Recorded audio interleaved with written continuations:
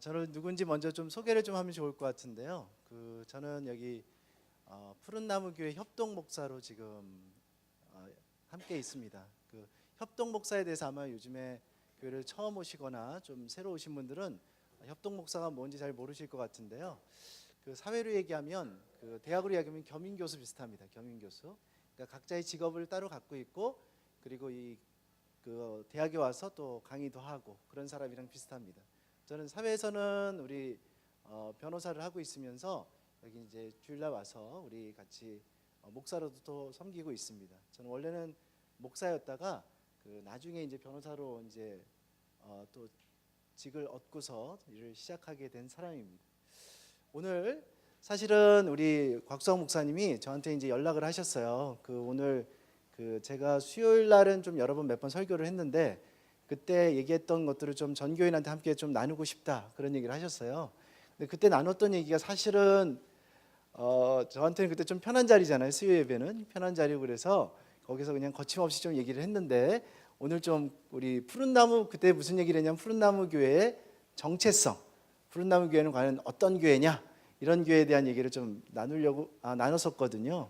근데 그걸 좀 해달라고 그러더라고요. 그래서 뭐라고 얘기를 했냐면 그러면 제가 이렇게 전교인 대상으로 이렇게 막 얘기할 수는 없으니까 또 이렇게 담임 목사님도 아닌데 제가 정체성을 막 얘기하면 좀 그러니까 이렇게 미리 한번 목사님하고 이렇게 브리핑을 해서 이렇게 우리가 정말 원하는 그 정체성만 얘기하면 어떻겠냐 이렇게 제가 제안을 했더니 목사님이 그냥 다 하라고 그래서 막 얘기해도 좋다고 이렇게 얘기하셔가지고 제가 부담감을 가지고 사실은 여기 올라왔습니다. 사실은 협동 목사이기 때문에 사실은 좀 약간 객관적으로도 교회를 볼 수도 있고 그리고 이 교회에 대해서 조금 약간 훈수 두는 또는 이렇게 좀 코칭하는 이런 느낌으로 설교를 할 수 있어서 여러분들한테 오늘 나누려고 합니다. 특별히 교회에 출석하지 얼마 안 된 분들 그런 분들한테는 이 푸른나무 교회는 이런 교회일 것 같다라는 것을 좀 하나의 힌트로 좀 팁으로 얻으시면 조금 더 유익하지 않을까 이런 생각을 합니다. 제가 오늘 푸른나무 교회에 대해서 아시겠지만 이렇게 부정적인 얘기를 하거나 그런 내용은 아니에요. 이게 그런 거를 들으시려고 하시면 안 되시고 제가 이제 긍정적인 얘기, 푸른나무 교회의 어떤 좀 이렇게 정체성에 관한 그런 얘기를 좀 나누고자 합니다. 오늘 저기 말씀을 잠깐 보시면요, 1절에 하가랴의 아들 느헤미야의 말이라 아닥사스다 왕 제20년 기슬로월에 내가 수상궁에 있는데 여기 보면 지금 느헤미야에 대한 얘기가 나와 있습니다. 여러분 우리가 인생을 살면서 이 정체성이란 단어가 사실 이것만큼 중요한 게 없습니다. 특별히 요즘에 최근에 여러분 청소년들한테 어떤 얘기가 있었냐면 옛날에 청소년들에 대한 질문을 해서 너희들 꿈이 뭐냐 이렇게 물어보면 청소년들이 이렇게 대답을 했어요. 저는 의사가 되고 싶습니다. 저는 과학자가 되고 싶습니다. 저는 또는 교사가 되고 싶습니다. 군인이 되고 싶습니다. 이런 걸 꿈으로 얘기를 했어요. 그러니까 즉 뭐를 얘기한 거예요? 직업에 대한 얘기를 자기 꿈으로 얘기를 했습니다. 근데 어느 순간부터 직업이 어떻게 꿈이 되냐? 직업은 그 꿈을 이루는 한 과정이요, 하나의 중요한 툴 그런 것으로 되는 것이다라고 얘기가 되면서 나왔던 얘기가 뭐냐면 진로에 대한 얘기가 나왔습니다. 직업 전에 진로가 굉장히 중요한 것이 아니냐, 그러니까 방향성이죠. 방향성이 정말 중요한 것이 아니냐라는 얘기가 나왔습니다. 그래서 그 방향성으로 가는 과정 중에서 그 직업이라는 게 존재하고 그래서 그렇게 가야 되는 것이 아니냐라는 얘기가 나오면서 진로 교육이 청소년 중에서 굉장히 중요한 이슈가 되어지면서 중학교 이런 데에서 지금 진로 교사도 나오게 되고 그렇게 되어졌습니다. 그런데 저는 그 전에 뭐가 있어야 된다고 생각하는 사람이냐면 정체성이 분명해야지 방향성을 정할 것이 아니냐 이런 생각을 갖고 있는 사람입니다. 정체성이 분명해야지 방향성을 정하게 되고 그 가운데 직업을 명확하게 되어지는데 우리가 과연 정체성을 명확하게 알고 있느냐라는 질문을 좀 해봐야 될 것 같아요. 제가 이걸 교회에서도 이제 많이 테스트를 좀 해봤는데 많은 성인들 그러니까 특별히 우리 중장년층 심지어 노년층까지 제가 당신의 정체성을 한 문장으로 정의해 주십시오 이렇게 물어봤어요. 그리고 좀 요구를 했더니 그걸 해내신 분들이 한 5%도 안 되시는 것 같아요. 한 95%는 일단 내가 누군지 잘 몰라. 그리고 그것을 한 문장으로 정의한다는데 너무 어려움을 겪고 나머지 5%는 한 문장으로 굉장히 겨우겨우 정의를 해내는 분들이 있는 반면에 또 거기서 아주 소수는 명확히 정의해내시는 분들이 있었습니다. 즉 대부분의 대다수는 어떠냐면 우리가 그 정체성이 무엇인지 몰라서 심각하게 고민을 하고 있고, 그리고 그것에 대한 어떤 아픔이나 또는 이렇게 힘든 것들에 대해서 정확히 모르고 있다는 얘기입니다.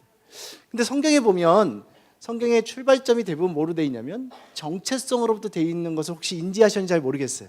예를 들면 서신서를 보시면 서신서 초반에 사도 바울이 자기의 정체성으로부터 출발을 합니다. 내가 하나님으로부터 부르심을 입은 사도다. 또 뭐 이런 식으로 자기 얘기를 합니다. 그러니까 내가 어디서부터 왔고 내가 어떤 일을 하고 있는 사람이라는 것을 자기가 정체성을 밝히면서 책을 출발을 하게 됩니다. 근데 성경의 많은 책들이 그렇게 출발을 하고 있습니다. 즉 정체성이 가장 중요한 화두요 이슈라는 얘기입니다. 오늘 똑같이 느헤미야도 정체성으로부터 자기의 얘기를 출발을 하고 있습니다. 한번 같이 보시면 이렇게 되어 있죠. 다시 한번 하가랴의 아들, 자기를 뭐로부터 출발을 하냐면 자기의 아버지로부터 출발을 합니다. 자기 아버지가 누구라고요? 하가랴라는 인물이에요. 하가랴. 여러분 하가랴라는 인물이 유명한 분입니까? 아닙니까? 유명하지 않은 사람이에요. 성경에 여기밖에 등장하지 않습니다. 즉 유명하지 않은 사람이라는 얘기예요. 만약에 이분이 유명했거나 또는 특별한 일을 했다고 하면 보나마나 다른 성경 구절에 이분 스토리가 나왔을 거예요. 근데 이분 스토리가 나오지 않았다는 얘기는 그닥 유명한 사람이거나 또는 이렇게 명망이 있거나 그런 사람은 아니란 얘기입니다. 근데 왜 굳이 성경에서 느헤미야 아버지가 하가랴인 것을 밝혔을까라는 좀 고민을 해봐야 돼. 이 하가랴라는 인물이 되게 특이하게 이름이 되게 특이해요. 이름이. 왜냐하면 하가랴의 이름이 어떤 뜻이냐면 원어를 보니까 어둡게 하다, 괴롭게 하다 이런 뜻이 있습니다. 그러니까 하나님이 우리를 어떻게 했다고요? 어둡게 했고 괴롭게 했다 이렇게 얘기를 합니다. 여러분들도 그 자녀를 혹시 두시고 계시면 여러분 자녀의 이름을 둘 때 어떻게 두십니까? 자기한테 정말 그 자녀가 행복할 수 있는 이름 또는 귀하게 자랄 수 있는 그 이름을 주고 싶어 하죠.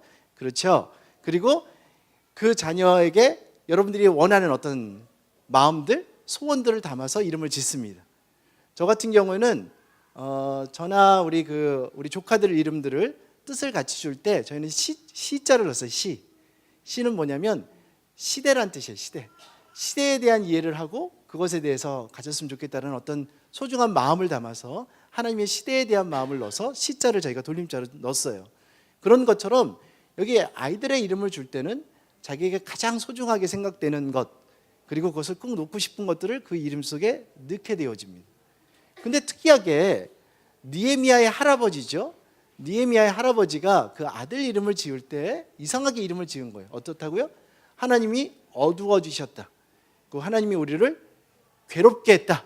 이렇게 지은 겁니다. 뭔가 그 안에 담고 싶은 얘기가 있었던 거예요. 어떤 얘기가 있었냐면 그 당시에 이 하가랴의 아버지는, 그러니까 하가랴는 정확히 얘기하면 바벨론 포로 시기에 태어난 겁니다. 우리로 얘기하면 일제강점기 때 태어난 거예요. 그러니까 우리가 포로가 되고 나라를 잃은 슬픔에 살게 되고 때로는 유리하게 되면서 우리 만주나 뭐 이런 여러 지역에 다니게 된 거예요. 그러니까 얼마나 마음이 슬퍼요. 그러니까 민족적인 마음이 너무 슬펐기 때문에 우리 민족에 대한 아픔을 그 안에 딱 담고 싶었던 겁니다. 그래서 이름을 어떻게 지었어요?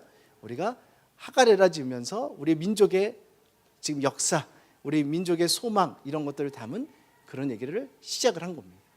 자, 그러면서 어떻게 되어져 있느냐? 아닥사스다 왕 제20년 기슬로월에 내가 수산궁에 있는데 어떤 얘기를 출발을 하냐면 시대에 대한 얘기를 딱 출발을 시킵니다. 시대가 어느 시대예요? 아닥사스다 왕, 그리고 제20년, 그리고 기슬로월, 여기 겨울철이에요. 겨울철에 이런 시대에 대한 얘기부터 출발을 합니다. 여러분, 정체성에 대한 얘기를 분명히 이렇게 딱 직분으로 넘어가려면 우리가 과연 어떻게 정체성을 발견할 수 있을까에 대한 질문을 한번 해봐야 돼요. 정체성은 첫 번째 시대를 알아야 됩니다. 시대를 모르면 정체성을 발견하기가 어려워요. 많은 사람들이 이 시대에 대한 연구를 안 하기 때문에 우리가 나의 정체성을 발견하지 못하는 겁니다. 자, 예를 들면 1950년대에 태어난 사람은 그 시대의 이슈가 있었어요. 뭐 6.25 전쟁이라든지 보릿고개 얘기라든지, 그렇죠? 그리고 일제 시대를 막 넘었기 때문에 어떤 그런 아픔들이라든지, 뭐 우리 뭐 피난 시절 얘기라든지 이런 것들이 중요한 화두고 그 시대를 이루었던 여러 가지 이슈였습니다. 그리고 70년대 또는 80년대를 살았던 많은 사람들한테는 경제 발전, 그리고 그때 어떤 그 민주화, 이런 여러 가지 이슈들이 담겨 있었습니다. 그리고 2000년대를 넘어선 사람들은 그거하고 다른 1950년대나 7, 80년대에 살았던 사람들과는 완전히 다른 스토리를 갖고 있는 것이 시대의 중요성입니다. 시대를 알아야지만 우리가 무엇을 해야 되고 내가 뭘 해야 되고 이런 것들을 알 수 있는 거예요. 여러분 예를 들어 볼게요. 최근에 이제 일어난 현상들이에요. 여러분 TV를 쫙 보면 최근에 이상한 TV 프로그램들이 나옵니다. 어떤 TV 프로그램이 나오냐면 사람이 등장하지 않아요. 개 2마리가 나와서 개 2마리가 왔다 갔다 거립니다. 그리고 잔잔한 음악이 나오고. 이거 무슨 프로그램인지 아세요? 개를 위한 프로그램이에요. 강아지가 그걸 보고 거기에서 이렇게 강아지 높이에서 그거를 촬영한 프로그램입니다. 요즘에 하도 강아지에 대한 프로그램들이 많이 나오기 때문에 아예 강아지를 위한 프로그램을 만들어서 강아지 높이에서 촬영을 하고 그것들을 찍은 거예요. 지금은 어떤 시대냐? 너무나 많은 우리 반려동물하고 함께 사는 시대. 그렇죠? 그리고 그런 것들이 TV 프로그램화돼서 이렇게 막 등장을 합니다. 또 하나 요즘에 많이 나온 것들이 대형 주택들이 인기가 많이 떨어졌어요. 대형 아파트들이. 그래서 소형 아파트들이 가격이 굉장히 많이 상승합니다. 이유는 사람들이 몇 명 같이 안 살아요. 그러니까 혼자 살기도 하고 소수의 인원이 각 아파트를 차지하고 살아가고 이렇게 살아가고 있는 거예요. 그러면서 또 하나 나타난 현상이 뭐냐? 혼술, 혼밥. 그러니까 혼자 술을 마시거나 혼자 밥 먹는 것들이 아주 일상화된 지금 시대가 되어졌습니다. 제가 이번 여름에 일본을 갔다 왔어요. 일본을 저희 가족들과 같이 여행을 갔다 왔는데 일본을 딱 가서 밤에 이렇게 가족들하고 이렇게 다 걸어갔습니다. 근데 두 가지 아주 특이한 현상을 발견했어요. 하나는 뭐냐? 이렇게 음식점인데 음식점에 이렇게 회가 나온 초밥집이에요. 근데 다 갔는데 정말 놀랍게 사람이 전부 한 사람씩 앉았더라고. 2사람 이상 앉은 데를 못 본 거예요. 그러니까 전부 한 사람씩 음식을 먹고 있는 게 밤에 그 혼자 먹고 있는 거. 굉장히 외로워 보이더라고. 또 옆에 이렇게 탁 지나가다 보니까 뭐가 있냐면 거기 보니까 지금으로 얘기하면 우리로 얘기하면 오락실인데 약간 성인용 오락실이. 근데 성인용 오락실이 뭐 이상한 데는 아니고 보니까 그냥 일반 어른들이 오시는 데예요. 근데 그 오락실에 누가 완전히 있느냐? 다 혼자 사람들이. 그렇죠? 그래서 이렇게 나이 젊은 분부터 나이 많으신 분까지 전부 다 혼자 와서서 그 오락을 즐기고 있는 겁니다. 지금 우리 한국도 비슷한 상황이 전개되고 있는데 우리에게 다가온 시대가 지금 되어져 있다는 걸 딱 보면 우리가 뭐를 볼 수가 있는 거예요? 지금 사람들은 외롭구나. 정말 외로운 시대가 되어져서 지금은 어떤 것을 터치해야 되느냐? 감정과 그 사람들과 교감할 수 있는 것들이 시대의 어떤 방향성을 이끌고 그것이 우리가 해야 되는 일들이 중요하게 다가왔다는 얘기입니다. 예를 들면 지금 시대적으로 AI나 이런 4차 산업혁명이 들어오면서 어떻게 돼가고 있느냐? 많은 직업이 없어진대요. 예를 들면 저희 변호사 직업들도 없어지는 변호사들이 있는 거예요. 단순히 법률 서비스를 하면서 이렇게 정보를 주고 이런 것들을 해주는 일들은 없어지게 되어질 수밖에 없다라는 거예요. 근데 살아남을 수 있는 건 뭐냐? 교감할 수 있는 것. 그리고 상대에 대해서 컨설팅도 해주면서 따뜻한 얘기도 해주고 이런 거를 해줄 수 있는 건 기회가 할 수가 없기 때문에 그런 것들은 살아남는다는 거예요. 대표적으로 살아남는 직종의 대표적인 직업이 목사님들. 대표적으로 살아남는 직종들입니다. 상담가들, 또 의사들 중에서 이런 어떤 마음을 치유하고 상담할 수 있는 이런 직종들, 이런 것들처럼 지금은 이 교감과 감정과 이런 것들이 굉장히 중요한 이유들이 되어진다는 얘기입니다. 예를 들면 우리 교회 협동 목사님 중에 우리 최재승 목사님이라는 분이 계세요. 그 이제 장신대 교수님이신데 이 최재승 목사님 뭘 하시냐면 저희가 여러분 우리가 성격 진단할 때 혹시 아시는 분들은 모르겠지만 성격 진단할 때 우리가 했던 프로그램들이 있어요. 그게 MBTI, 애니어그램, 디스크 이런 프로그램들이에요. 근데 이런 것들이 전부 뭐냐면 이성을 진단하고 판단하는 어떤 그런 프로그램들입니다. 근데 최근에 최재승 목사님 어떤 걸 개발을 했냐면 감정, 감정으로 사람이 어떤 판단을 내리고 어떻게 그 사람들에게 변화가 있는지를 체크해 보는데 이것에 대해서 요즘에 많은 곽강을 얻는다는 거예요. 즉 요즘은 뭐냐? 이렇게 감정과 교감과 이런 것들이 굉장히 중요한 시대가 되어졌다는 얘기입니다. 다시 얘기하면 여러분들이 뭐냐면 시대를 볼 줄 모른다면 내가 어떤 시대에 살고 있는지를 제가 판가름할 수 없는 거예요. 그럼 하나님의 시각에서 딱 보면 하나님의 시각에서는 지금 어떤 시대에 있는 거예요. 그럼 여러분들이 뭘 봐야 되냐면 하나님은 지금은 어떤 시대로 바라보고 있고 우리에게 나 개인적으로는 하나님과 나는 어떤 시대를 보고 있는가를 핵심으로 보셔야 되는 겁니다. 근데 여기 보니까 지금 어떤 시대로 남아 있느냐? 아닥사스다 왕. 아닥사스다 왕은 바사 왕국, 그러니까 페르시아죠. 바사 왕국의 5대 왕이었어요. 근데 이 페르시아 왕은 어떤 왕이었냐면 참 특이하게 원래 그 고레스, 다리오 이렇게 쭉 넘어가면서 아하수에로 이렇게 넘어가면서 요 왕들은 지금 지방자치, 그러니까 각 민족의 지방자치를 적극적으로 좀 인정하고 거기에 고유 문화와 종교를 인정하려는 문화였어요. 그래서 실제로 그래서 여기 이스라엘 백성들에게도 굉장히 우호적이었고 그리고 우리 유대교를 가능하면 인정해 주려고 노력했던 그런 왕들이었습니다. 그래서 고레스 왕, 다리오 왕 그랬어요. 특별히 아하수에로 왕은 여러분이 아시는 에스더의 남편입니다. 그래서 이스라엘 민족을 구원해 줬던 왕이 그런 아하수에로 왕 거기까지. 그러니까 전부 왕들이 그런 바사 왕은 우리에게 이스라엘 백성들에게 그래도 친이스라엘 정책을 폈던 그런 왕들이었습니다. 특별히 여기 아닥사스다 왕은 요 초반에 어떤 인물이 있었냐면 에스라라는 인물이 있었는데 에스라라는 인물이 내가 이스라엘 가서 이스라엘의 성벽도 재건하고 뭐 이런 일을 하고 싶다라고 얘기했을 때 그것을 승낙해 줬던 왕이 이 아닥사스다 왕이었어요. 그러니까 이렇게 이스라엘에게 우호적인 때에 시대적인 거죠. 그리고 제20년 그리고 얼마가 이제 에스라가 간지 그 십몇 년이 지난 때에 기슬루월이 언제냐? 겨울이란 뜻이에요. 겨울.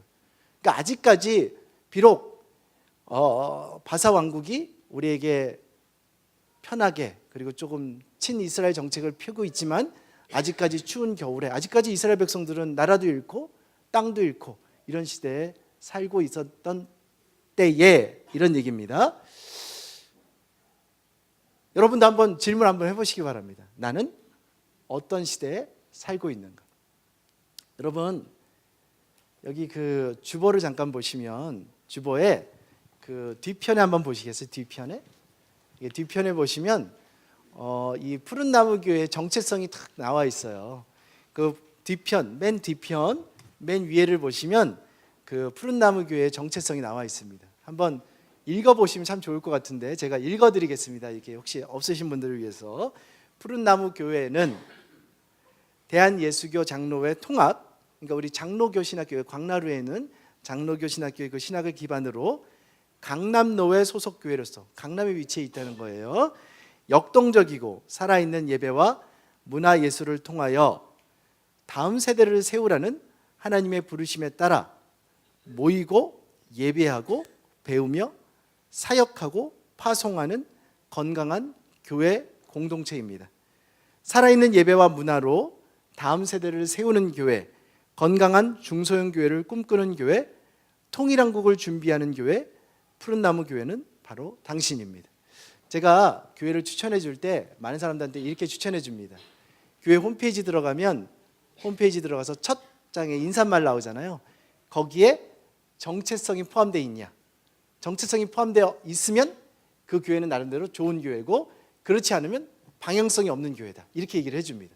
실제로 여러분 그럴 겁니다. 왜냐하면 교회를 딱 들어갔을 때 교회 홈페이지에 그 내용이 딱 박혀 있으면 이 교회가 분명한 정체성으로 어떤 방향성으로 여러분을 이끌고자 하는 것들이 분명한 목적이 있다는 얘기입니다.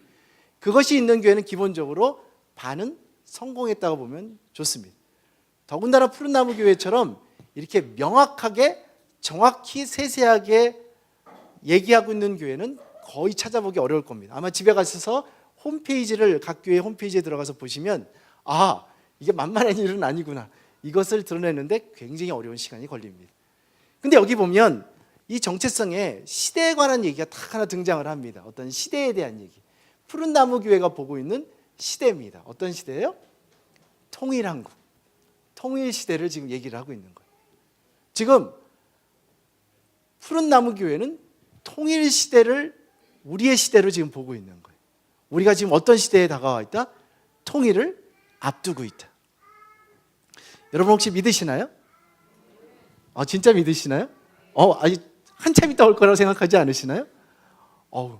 통일이 근접해 있고 통일한국을 우리가 눈으로 보게 된다라는 어떤 중요한 화두를 던지고 있는 거예요. 그 시대를 담고 있는 거예요. 저도 왜 여기 와서 협동 목사를 하냐? 저도 통일을 굉장히 중요하게 여기거든요. 저도 통일 스케치라는 프로그램을 만들어서 우리 한동대 그 마민호 교수님하고 뭐 송인호 교수님 몇 분 이런 분들하고 통일 스케치라는 프로그램을 한 5년 정도 저희가 토크쇼 프로그램으로 저희가 진행을 하고 있어요. 그래서 저희가 포항에서도 해보고 서울에서도 해보고 여러 곳에서 저희가 통일에 대한 얘기를 쭉 나누면서 그 담론도 얘기하고 통일이 다가왔으니까 이걸 어떻게 준비해야 되고 이런 얘기를 합니다. 여러분 우리 그 푸른나무교회 곽수왕 목사님 또 대표로 있는 곳이 국제 푸른나무라는 단체가 있습니다. 여기는 장애인 우리 장애인 그 북한 사람들을 돕고 그리고 이번에 그 패럴올림픽 열렸을 때 브라질에서 우리가 거기 지원한 일도 그런 일을 했습니다. 여러분들께서 지금 시대에 대한 얘기를 들어야 되는데 여기 있는 각자 사람들에게 들리는 시대가 다르다라는 게 하나의 중요한 화두입니다.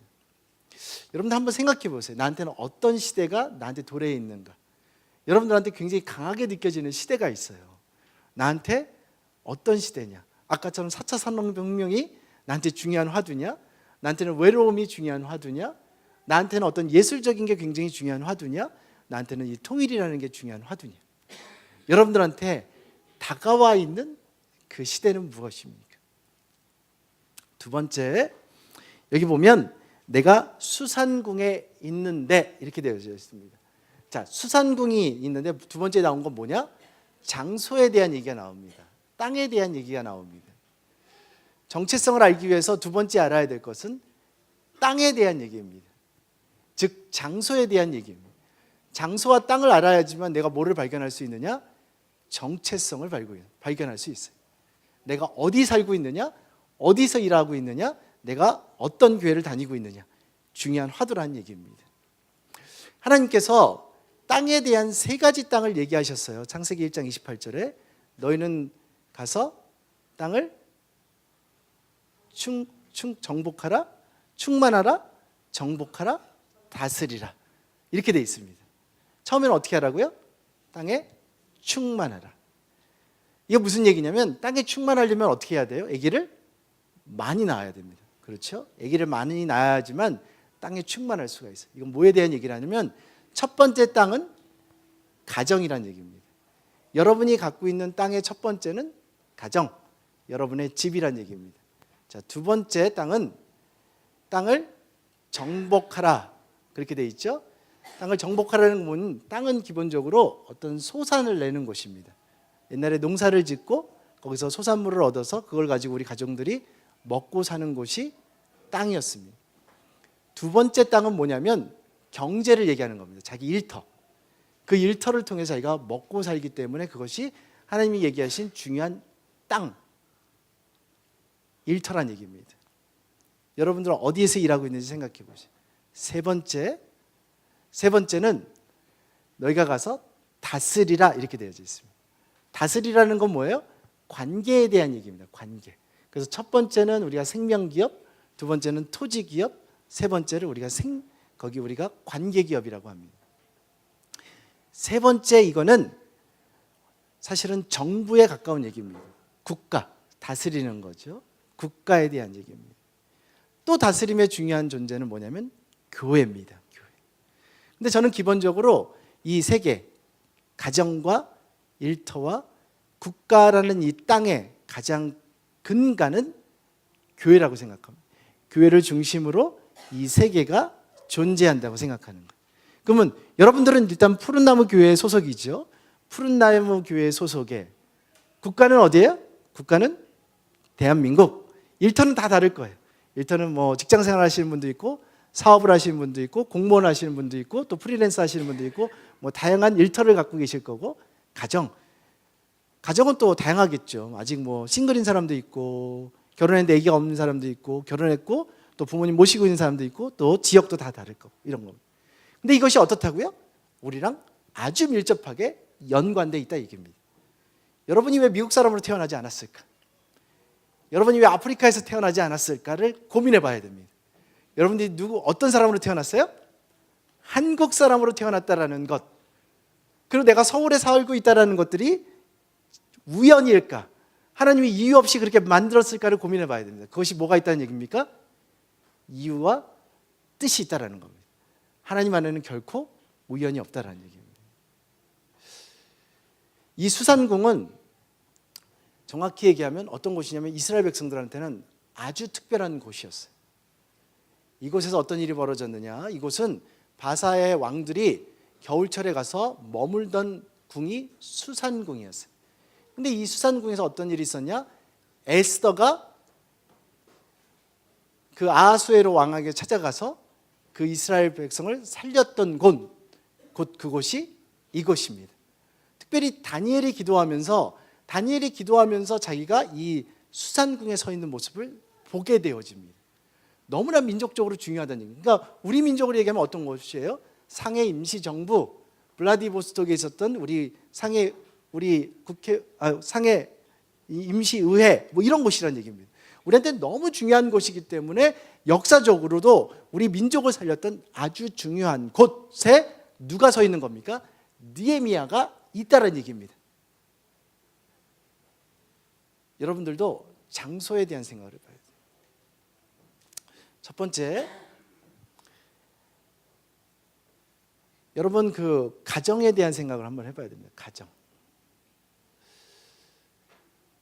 여러분 가정에 대해서 감사하고 있는지, 만족하고 있는지, 기쁨이 있는지 한번 생각해 보셔야 됩니다.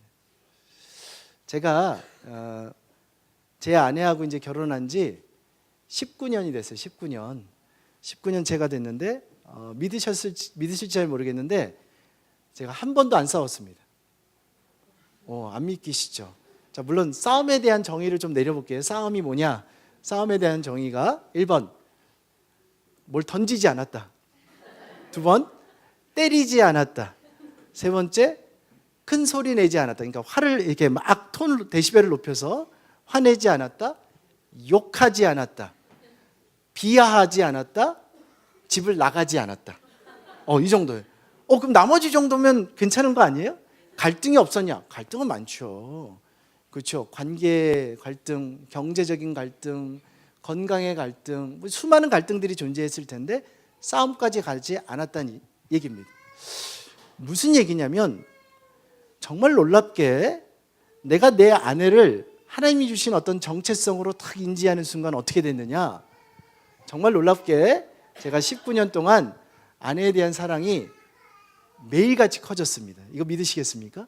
아침에 눈을 탁 뜨면 내 안에 눈곱도 껴있고 뭐 점점 뚱뚱해지고 그럴 거 아닙니까? 근데 정말로 놀랍게 아내를 사랑하는 마음이 매일 커지더라고요. 정말 사랑하고 이게 그 스스로 노력해서 사랑하는 게 아니에요. 그러니까 이게 사랑하는 감정이 너무 커서 기쁨과 감사가 정말로 충만하더라고요. 이게 뭐냐면 내 신앙 속에서도 그런 게 있었어요. 예수님을 믿고 정말로 기쁨과 감사가 한 번도 떠나보지 않은 거예요. 항상 기뻤고 항상 감사했던. 근데 순간적으로 물론 슬픔도 오고 순간적으로 아픔도 오고 순간적으로 답답함과 억울함과 이런 것들이 다가올 때는 있겠죠. 근데 큰 줄기에서의 이것들이 한 번도 떠나보지 않은 겁니다. 정말 기쁘고 감사했던. 오늘은 그걸 나누고 싶은데 여러분 우리가 이것이 우연이 아닌 하나님께서 우리에게 주셨다라는 것을 인지하는 순간 너무나 행복해진다는 얘기입니다. 제가 정말 의미 있는 여행을 한번 했는데 그게 뭐냐면 제가 출신이 어디냐면 출신이 전라도 벌교 출신이에요. 벌교 출신. 그리고 우리 어머니는 목포고. 근데 제가 벌교와 목포를 한 번도 못 내려가 봤습니다. 왜냐하면 우리 부모님이 저를 낳으시면서 서울에 와서 사셨고 저희 친척들이 전부 서울에 살았어요. 그러니까 부모님이 한 번도 고향에 내려가 보신 적이 없는 거예요. 왜냐면 거기 아무도 안 사니까. 근데 어느 날 제가 이제 이런 것들을 깨닫고 어머니 아버지한테 어머니 아버지 고향을 한번 가보고 싶다. 왜냐면 제가 태생이 벌교 태생으로 돼 있는 거예요. 거기 제 호적에. 그래서 제가 내려가 보고 싶다 이렇게 얘기를 해서 이제 제 가족하고 우리 부모님을 모시고 거기를 딱 갔어요. 딱 가서 이제 여행을 하는데 제가 많은 곳을 여행을 했을 거 아닙니까? 우리 부모님을 데리고 모시고 해외도 가보고 뭐 여러 곳을 해봤는데 정말로 의미 있는 여행을 하기 시작을 한 겁니다. 어머니가 이렇게 탁 소개를 해주시면서 우리 목포의 그 초등학교를 보여주고 뒷계를 보여주고 어머니가 나왔던 중학교를 보여주고 이러는데 너무 생동감이 넘치고 생생하고 이런 겁니다. 저희 아버지가 우리 그 제 집터를 보여주고 어떤 일이 있었는지 얘기하고 이런 걸 보면서 어떤 느낌을 딱 받았냐면 이것은 모든 가정에서 꼭 이루어져야 되는 가장 중요한 교육이다라는 것을 인지하는 순간이었어요. 우리가 이걸 왜 안 할까라는 생각입니다. 여러분, 우리가 성지순례 하잖아요. 성지순례를 왜 해요? 우리가 하나님을 이해하기 위해서 하나님과 관련됐던 그 지역을 방문하는 거 아닙니까? 그러면 하나님이 주신 우리 가정에 대한 이해를 하기 위해서 어디를 가야 돼요? 우리 가정의 성지, 우리가 탄생했던 곳, 부모님이 자랐던 곳을 볼 때, 할아버지 할머니가 자랐던 곳을 볼 때 어떤 일이 발생하게 돼요? 내가 이 가정의 멤버라는 것이 너무나 뿌듯하게 다가온다는 얘기입니다. 제가 큰 학교를 4개를 나왔는데요. 이렇게 맨 마지막 나왔던 학교가 한동대학교라는 데입니다. 한동대학교. 거기서 이제 로스쿨을 하면서 제가 변호사가 됐는데요. 근데 그 한동대학교를 가면 한동대학교 수준이 현재 어떠냐? 한동대학교 수준이 뭐 사람마다 차이는 있을 것 같아요. 근데 사회적인 객관적인 현재 수준은 서울 수도권의 중하위권 대학의 수준이에요. 솔직하게. 그러니까 사람마다 뭐 다르게 얘기할 수는 있을 것 같아요.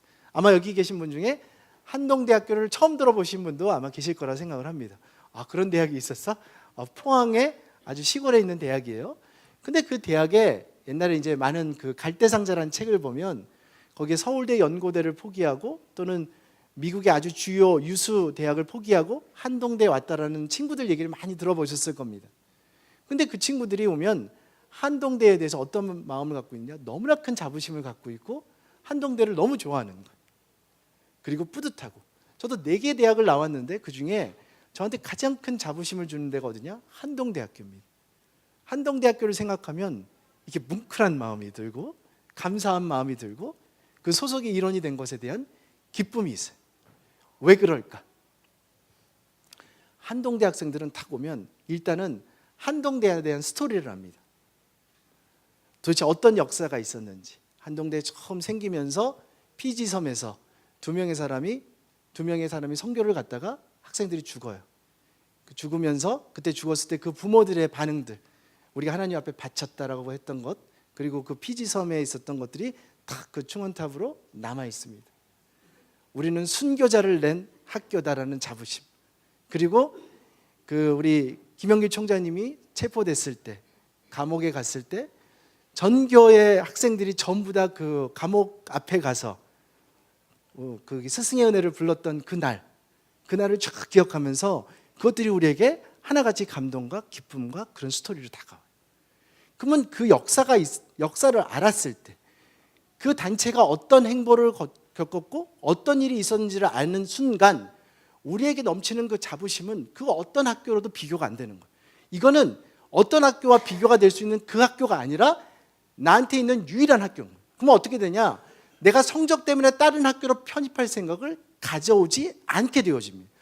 이 학교가 나한테 하나님이 주신 학교이기 때문에 이 학교가 하나님이 나에게 주신 학교를 너무나 사랑하게 되고 창조하게 되고 도전하게 되고 이것을 위해서 무엇을 할까를 생각하는 주인의식을 갖게 된다는 얘기입니다. 예를 들면 여러분 숭실대학교에 뭐가 있냐면 백마상이 있어요. 백마상이 있는데 거기가 중간에 이렇게 딱 끊겨져 있습니다. 근데 많은 숭실대 학생들이 그것이 무슨 의미인지 몰라요. 그래서 어느 날 TV 방송국에서 그걸 촬영을 했어요. 학생들이 그것을 알기 전과 알고 난 후에 어떻게 반응하는지. 알기 전에는 숭실대에 대한 약간 불만 또는 열등감 이런 것들을 좀 갖고 있을 때가 있어요. 가끔. 그러다가 백마상에 대한 스토리를 들려줍니다. 이것이 어떤 스토리냐? 숭실대학교는 우리나라 최초의 대학 아닙니까? 최초의 대학이면서 거기서 그 평양에서 그 신사참배를 강요했을 때 신사참배를 거부하게 됩니다. 거부하게 되면서 폐교 명령이 내려지고 문을 닫게 됩니다. 그리고 서울로 내려오게 되죠. 그 스토리입니다. 신사참배를 거부했던 그 학교, 그러면서 폐교했던 그 스토리예요. 저도 숭실대학교하고 아무런 관련이 없는 사람이지만 제가 대학들을 위해서 기도할 때 기도하는 몇몇 안 되는 대학이 숭실대학교입니다. 하나님, 숭실대학교를 평양에 다시 한번 회복하게 해주십시오. 제가 기도했던 대학이 숭실대학이에요. 이 사람들이 그걸 알았을 때 반응은 정말 놀랍습니다. 자기에게 뜨거운 피가 흐르게 된다는 걸 알게 되고 얼마나 자부심을 갖게 되고 대한민국의 최초의 교회라는 것, 여기에 한반도의 상징적인 의미라는 것을 알았을 때 너무나 다른 생각을 갖더라고요. 한 친구가 인하대학교를 합격을 했어요. 근데 이 친구가 너무나 공부를 잘해서 이게 정말 좋은 대학을 갈 거로 생각했던 것 같아요. 우리 한국에 있는 대학을 넘어서서. 근데 그 대학을 실패하고 인하대학을 합격한 거예요. 인하대학교 좋죠. 근데 이 친구 입장에서는 실망스러웠던 것 같아요. 근데 제가 한번 데리고 인하대학교를 갔어요. 그리고 제 친구 교수가 있었습니다. 근데 이 친구가 감사하게 한번 투어를 탁 시켜주더라고. 근데 그 중에 한 동상 앞을 갔습니다. 근데 동상 터는 남아 있는데 동상은 없는 거예요. 여기가 어떤 곳인지 딱 얘기해 주는 거예요. 여기가 이승만 대통령의 동상이 있었대요. 근데 그것을 학생들이 여러 가지 이게 이데올로기의 문제로 그걸 갖다 일단 지금은 내려놓는 상황이래요. 무슨 얘기냐? 이승만 대통령이 하와이에 있으면서 우리 한민족에게도 MIT 같은 공대가 있었으면 좋겠다고 생각을 해서 거기에 있었던 많은 한인 교인들한테 돈을 모아서 얻어서 세운 학교가 인하대학교. 그 얘기를 탁 들려주는 순간 이 친구가 가슴이 뜨거워지기 시작을 하는 거예요. 다시 한번 거기에 대한 정신을 세우고 이렇게 해보고 싶다는 얘기입니다. 여러분, 각 가정에 스토리가 있어요. 그렇죠? 그리고 각 가정에 여러 가지 이슈가 있습니다. 요즘 세대들은 심지어 할머니, 할아버지 이름도 잘 모르고 어떤 일이 있었는지도 아무것도 모르는 겁니다. 근데 그 지역을 같이 가서 그것들을 경험하고 그런 것이 너무나 중요한 이슈입니다. 여러분, 유대인들이 어떻게 그들이 그렇게 계속해서 민족적인 자부심을 가지고 긍지로 살아갈 수 있느냐? 자기의 할아버지, 아버지 스토리 얘기를 전부 다 알았기 때문에 그것이 가능한 것입니다. 여러분, 우리 할아버지가 기도했던 내용, 어머니가 기도했던 내용, 이런 것들이 우리에게 너무너무 중요한 얘기입니다. 제가 요즘에 아버지한테 부탁하고 있는 게, 아버지가 글을 잘 못하세요. 초등학교를 못 나오셔서. 그런데 제가 부탁을 했어요. 아버지, 성경책을 하나 써달라고. 쓰시고 계세요. 지금 거의 다 쓰셨습니다. 이렇게 우리 자손들한테 남겨주고 싶다고. 이것들이 너무나 중요한 자산일 거 아닙니까? 여러분들께서도 가정에 대한 긍지와 이것들을 회복해보는 거예요. 푸른나무 교회로 적용합니다. 곽수광 목사님에 대해서 아시는지 한번 그런 퀴즈 대회 한번 만들었으면 좋겠다는 생각이 드는데, 성지, 푸른나무 교회 성지 어디서 출발했는지 가보는 거. 이거 여러분 우습게 생각되시죠? 정말 중요한 이슈입니다.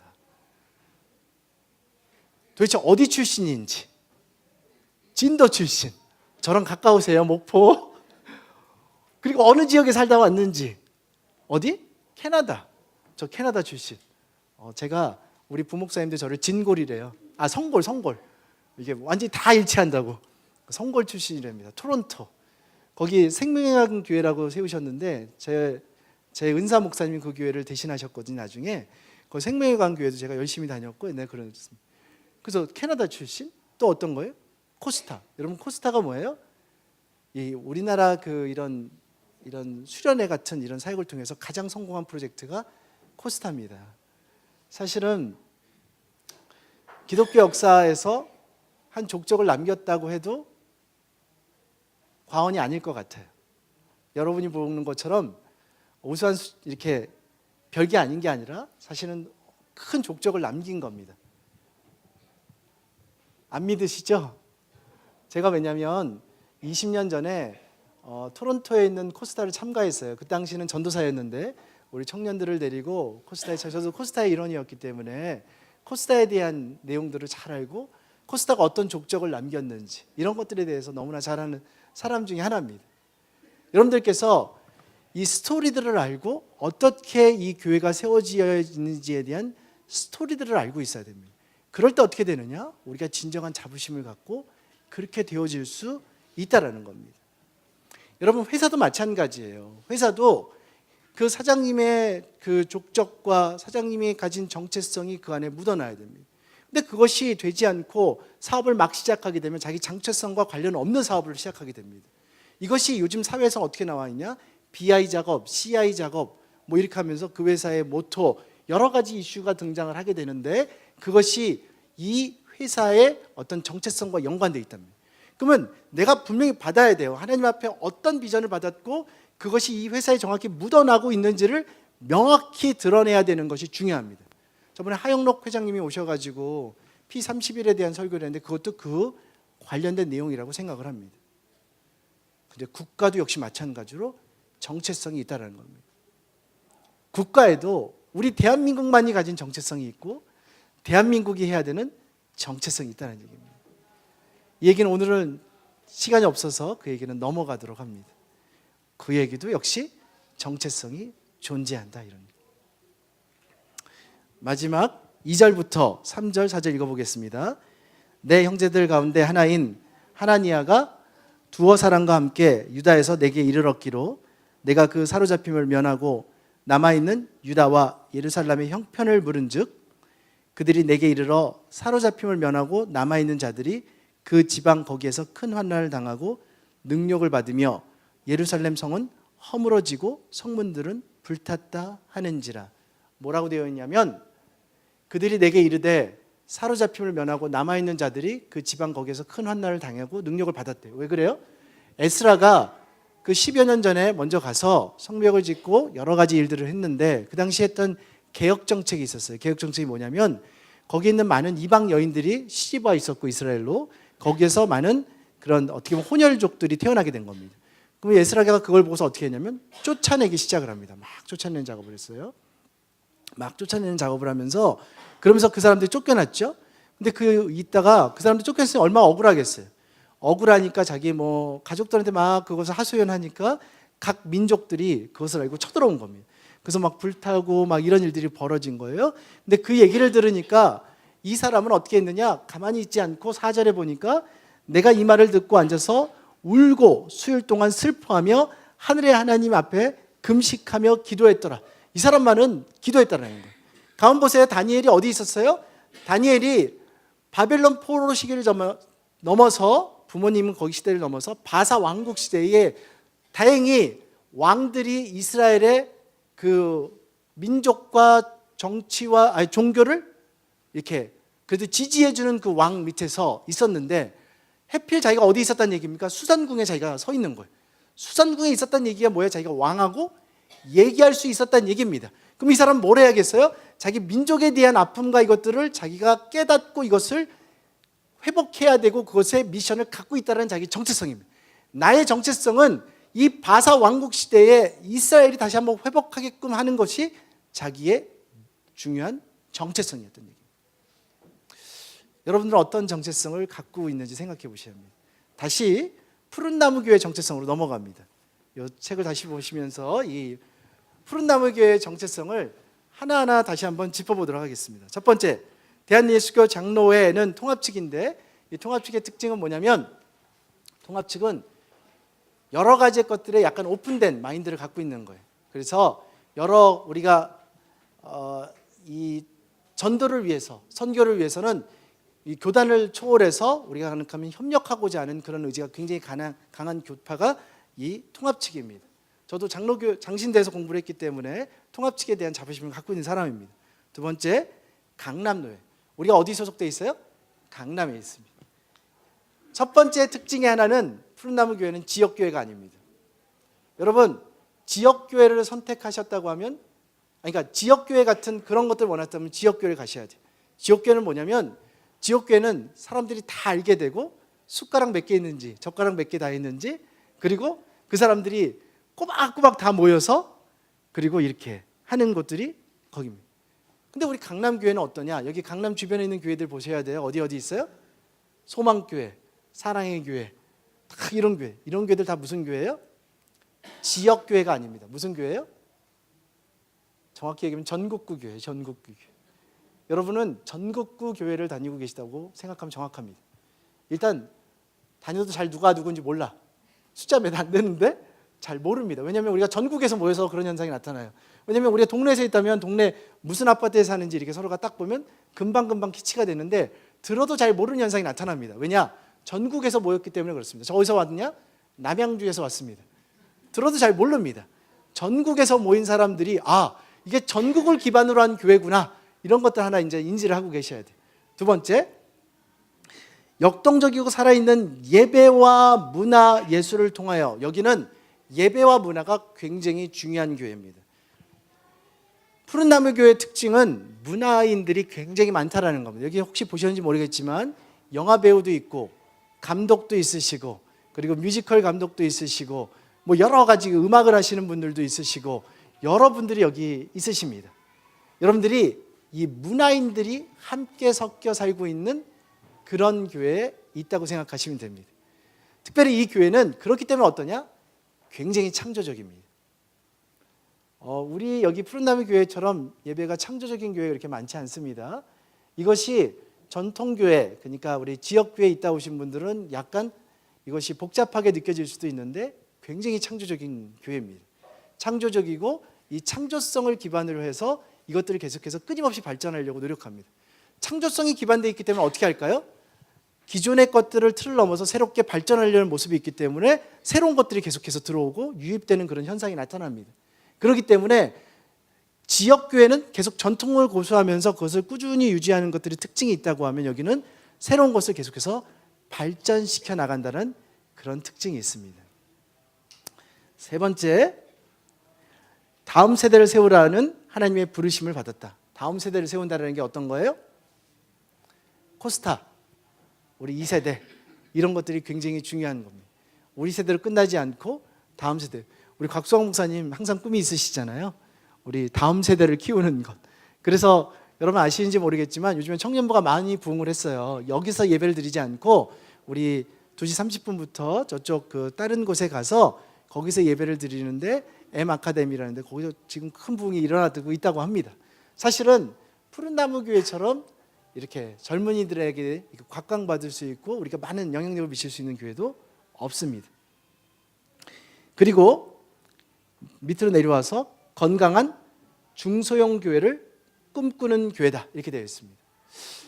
여러분 교회가 스스로 우린 중소형 교회를 목적으로 한다 이렇게 하는 교회 보셨나요?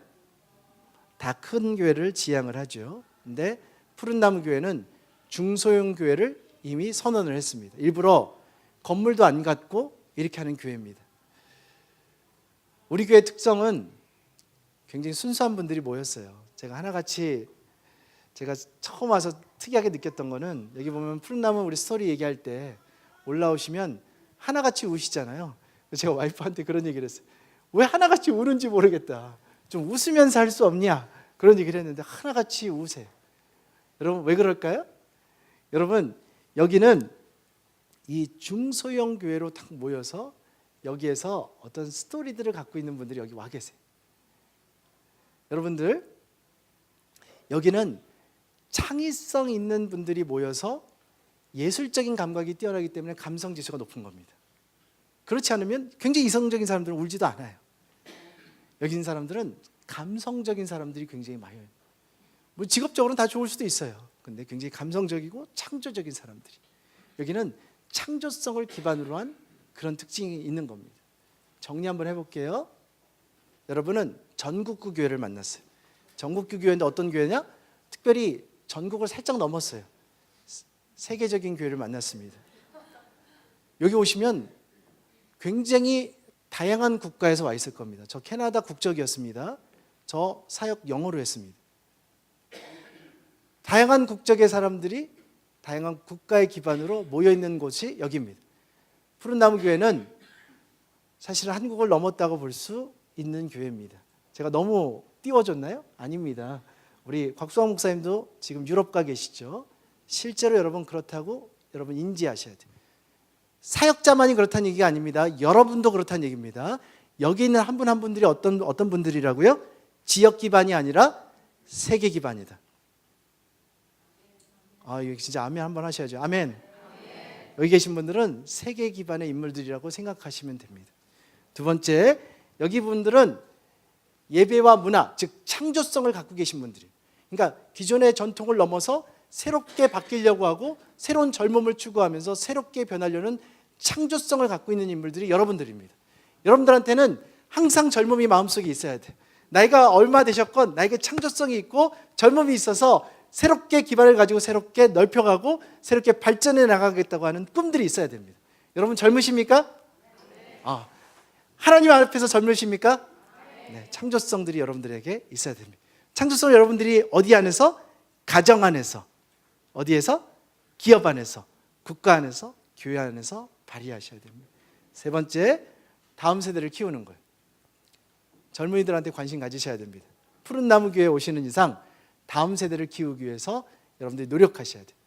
대표적으로 집에 가셔서 여러분들 한번 해보세요. 여러분 창조성을 개발해서 우리 집안의 정체성을 세워보세요. 가운 만드는 거예요.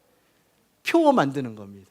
애들 이름 세울 때 정체성에 맞게 이름을 주고, 그리고 애들한테 맞게 함께 투어하고 놀러 가야 되는 것을 테마식으로 가고, 다 이유가 있어서 일들을 하는 겁니다. 그냥 하지 살아가지 않는 겁니다. 회사 가서 그렇게 한번 해보십시오.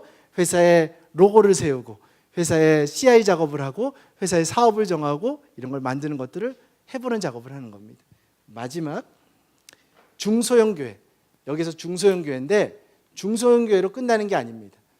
중소형 교회를 넘어서 우리가 정말로 창의적인 이슈로 해서 새로운 아이디어로 새로운 모델을 제시하는 교회가 푸른나무 교회입니다. 지금 시도하고 있어요. 우리 조병범 목사님이 푸른나무 교회가 새로운 모델을 못 제시하면 떠나겠다 이런 얘기를 하셨어요.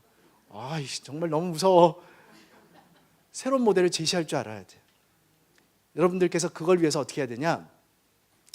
제가 감히 제안을 드리면 그런 모임이 만들어졌으면 좋겠어요. 사실은 제가 제안한 것이 전부 정체성은 아닐 거 아닙니까?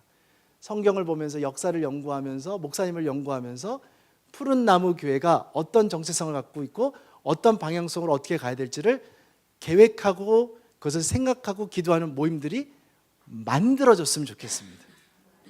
여러분, 푸른 나무 교회는 이런 창조성이 뭐냐? 정확히 얘기하면 하나님의 나라를 세우는 교회라는 얘기입니다. 여러분, CCC하고 YM이 있는데 CCC하고 YM에 큰 차이가 있었어요. CCC는 어떤 교회냐? 전도하는 교회, 정확히 얘기하면 사복음으로 사형리로 복음을 정확히 전하는 교회입니다. 선교단체. 근데 YM 같은 데는 어떠냐? YM은 그런 데가 아니에요. YM은 하나님의 나라를 세우는 곳입니다. 여러분, 가만 생각해 보세요. 선교하면 이 두 가지가 포함되는 거예요. 전도와 복음 전도와 하나님의 나라. 근데 둘 중에 어떤 게 더 큰 개념일까요? 하나님의 나라예요. 복음은 뭐예요?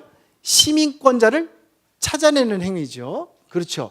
그럼 하나님의 나라는 뭐가 있어야 될까요? 시민권자도 있지만 거기에 헌법도 세워야 되고 거기에 예산도 있어야 되고 거기에 어떤 정부도 있어야 되고 거기에 군대도 있어야 되고 그런 거 아닙니까? 하나님의 나라를 세워나가는 게 YM적인 스타일이에요. 그래서 CCC 멤버들이 YM 멤버들한테 뭐라고 하느냐? 야, 니네 도대체 뭐 하냐? 선교 간다고 하니까 복음전도 안 하냐? 이렇게 얘기가 나옵니다. 제가 예를 들면 제가 온누리교회 목사를 했었거든요. 온누리교회 사람들 선교 나오잖아요. 전도 하나도 안 합니다. 오면 경배와 찬양 사역, 연극 사역, 그다음에 교육 사역 이런 것만 하지 전도는 안 해요. 그리고 와서 선교했다고 얘기해. 그러면 CCC가 볼 때는 어떤 생각이 들어요? 쟤네 전도 안 하고 뭐 하나 이렇게 생각이 들어집니다. 한동대 어때요? 한동대 선교 오잖아요. 절대 전도 안 합니다. 다 이런 봉사활동 이런 사역만 하다가 갑니다. 그게 전도라고 얘기해요. CCC는 뭐라고 그래요? 지금 무조건 복음 전도해야 된다고 얘기를 합니다. 예를 들면 제 와이프 CCC 출신이에요. 병원 사역하면서 몇 명 전도했느냐? 250명 1년에. 이렇게 전도해야지 그들의 사역이에요. 1년에 한두 명 전도하는 거 아닙니다. 매일 전도하는 거, 매일 전도. 그들의 사역이에요. 저는 원래 캐나다에 있으면서 아까 그때 북한에 계셨던 우리 이면수 목사님하고 같이 전도 사역을 같이 했던 사람이에요. 그러다가 제가 하나님의 부르심이 이제는 하나님의 나라를 세우는 것인구나라는 것을 알고서 변호사가 되기로 마음을 먹었습니다. 여러분, 하나님의 나라는 어떻게 해야 되느냐? 기도가 좀 달라져야 돼요. 어떻게 달라져야 되냐? 이 전도는 아무에게나 복음을 전하는 겁니다. 그래서 기도가 사실은 필요 없을 수도 있어요. 무조건 복음을 전하기 때문에 CCC의 모토가 뭐냐? 하나님, 내가 가는 길에 하나님이 함께 하시다. 그리고 무조건 복음을 전한다. 고구마 전도왕처럼 그렇게 하는 겁니다.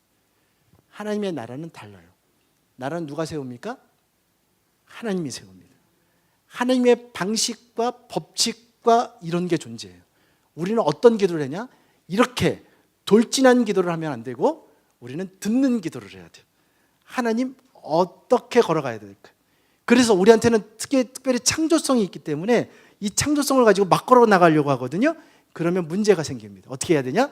그때 하나님, 우리가 어떻게 걸어놔야 될까요를 물어보는 게 되게 중요한 아마 화두가 될 거예요. 우리는 기도를 그렇게 해야 됩니다. 여기 계신 분들은 우리가 분명히 창조성이 있고 기획력이 있지만 하나님은 어떻게 걸어나가야 되는지 불기둥과 구름기둥으로 보여주시고 하나님 나라를 보여주십시오. 이 기도를 꼭 하셔야 됩니다. 그래서 그런 모임을 꼭 만들었으면 좋겠어요. 그런 기도 그룹과 그런 모임이 만들어졌으면 좋겠습니다. 또 하나, 통일한국. 푸른나무 교회가 통일에 앞장서는 교회가 됐으면 좋겠습니다. 한국의 라이프지 교회가 됐으면 좋겠습니다. 이거 얘기할 때 뭉클한데요. 여러분 뭉클하십니까? 푸른나무 교회를 통해서 한반도의 통일이 왔으면 좋겠습니다. 뜨거운 일들이 일어났으면 참 좋겠다는 생각이 들어요. 창조적으로. 여러분, 우리 교회가 이 푸른나무 교회에 대한 자부심을 정말 가졌으면 좋겠어요. 진짜 사랑했으면 좋겠습니다. 내가 여기 정말 좋은 목사님 만났고 좋은 교회에 있고 내가 이런 곳에서 사역하고 있구나를 여러분 아셨으면 좋겠습니다. 마지막, 푸른나무 교회는 다스림의 은사가 있는 교회입니다. 여러분, 은사가 여러 은사가 있어요. 긍휼의 은사, 그렇죠? 막 누굴 도와주고자 하는 은사가예요. 그렇죠? 섬김의 은사, 누구를 막 섬기는 걸. 어떤 사람은 물질로 섬기는 거 되게 좋아해. 막 끊임없이 누굴 주고자 해. 막 돈으로 막 주고자 해. 헌금도 막 많이 하고 난 헌금으로 1등 할 거면 이런 은사가 갖고 계신 분 계세요. 목사님 설교 들으면 이분은 돈으로 생각나. 내가 헌금 더 해야지. 뭐 이렇게 생각나는 분이 있고 뭐 다양해요. 그리고 가르치는 은사.